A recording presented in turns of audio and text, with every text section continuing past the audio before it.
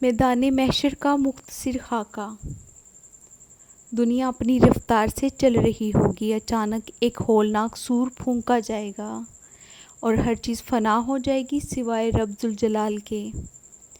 پھر جب دوبارہ سور پھونکا جائے گا تو تمام انسان اپنی قبروں سے زندہ ہو کر ننگے بدن، ننگے پاؤں، بے سہارا میدان محشر کی طرف دوڑیں گے۔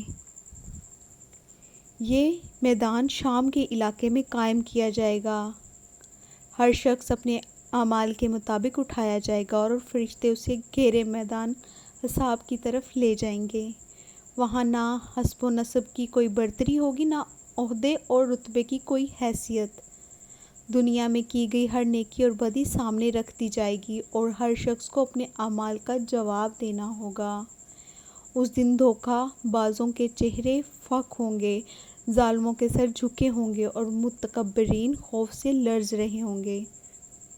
کہاں گئے وہ جو دنیا میں اپنے آپ کو ناقابل تسخیر سمجھتے تھے؟ کیسے بچیں گے وہ ظالم جو کمزوروں کے حقوق چھین کر خود کو فرعون سمجھ بیٹھے تھے؟